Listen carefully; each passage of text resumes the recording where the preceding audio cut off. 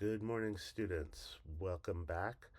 Before we start our first summative assignment, I wanted to go over learning a little bit more about the tools in Illustrator so that it can better yet extend your creativity. This is the page where you're going to start. In the event that the link that I give you does not work, I have made this video and I'm preparing screenshots so that you can do the tutorial anyway. Um, Anyway, this is a great video. It introduces you to what you're doing. It's going to teach you how to make this little birdhouse just using shapes. The guy explains a lot, and I think it's a really good video to watch. After you're done watching the video, you'll hit Begin Tutorial in Illustrator if the link is working. If it's not, then you'll have everything that you need. Open desktop. Okay, so here's my Illustrator page. Here is where I'm going to start the tutorial. I'm going to click. So I was going to read all of these things for you, but I'm going to just sort of paraphrase. I'm holding the Option button and scrolling on my mouse to zoom in. I'm going to get the rectangle tool here, but I suggest you guys read these so that you don't get lost. It's very informative, and the more you know, the easier it will be to navigate Illustrator. So I'm simply clicking and dragging. My fill is there, and I also have a stroke. That's why there's a white inside. I'm going to go ahead and click and drag here over the green. I'm going to hold the space bar and click and drag over. Now for this part here, we want to start at the top, hold shift, and if you hold shift, you'll see that you'll get a perfect square. Let's move on to the next part.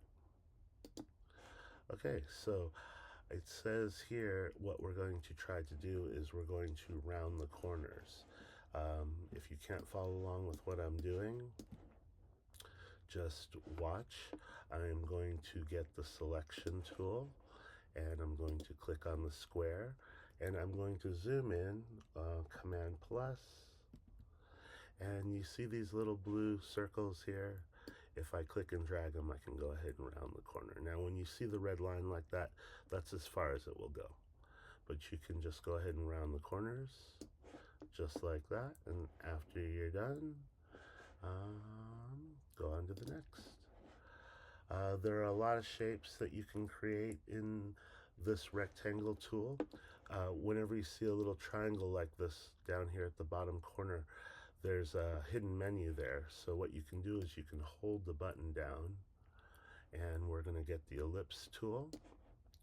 And I'm going to scroll down to the circle here. And it says here, if you press shift and drag over the dash blue circle to draw a perfect circle, release the mouse and release the shift key. So the reason why you want to do it in that order is because your circle will get messed up. So I'm going to start right about here and I'm going to click and drag and see if I can get that circle. Okay, so it looks like I got the circle. I'm going to do it again.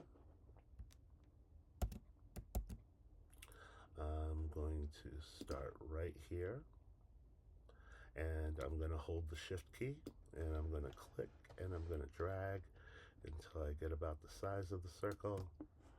Then I'm going to get my move tool and scoot it over in place. Now again, I let go of the mouse before I let go of the shift key, and that's how you can get a perfect circle. All right, that's it. One more thing, I guess, this box here is called the bounding box, and you can adjust the circle at will.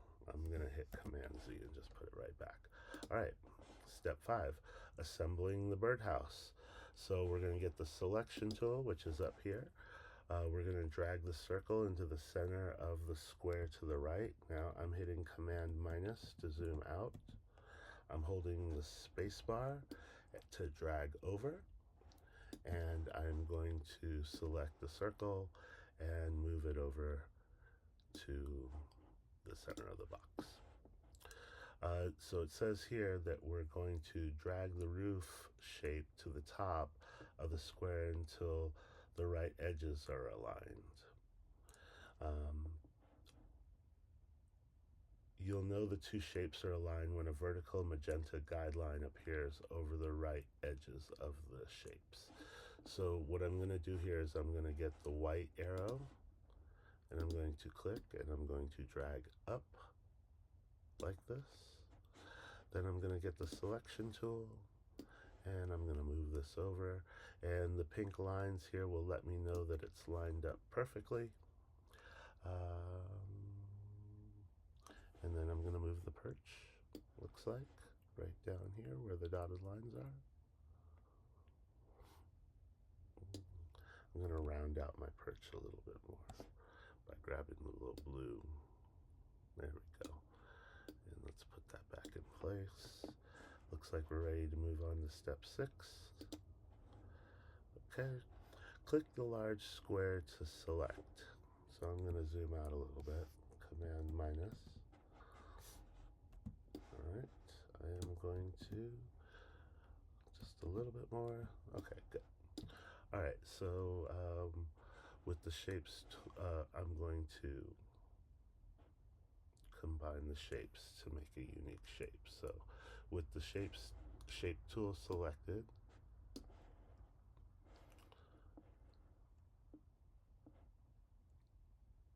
press shift and the key in the roof to select them both. Okay, so what they're saying to do is we're going to select this one, and I'm going to hold shift so that I can select the other one right on top of it. And then we're going to press the shape builder tool. Let's see. Find the shape builder tool. Where are you? Rotate. Let's see here.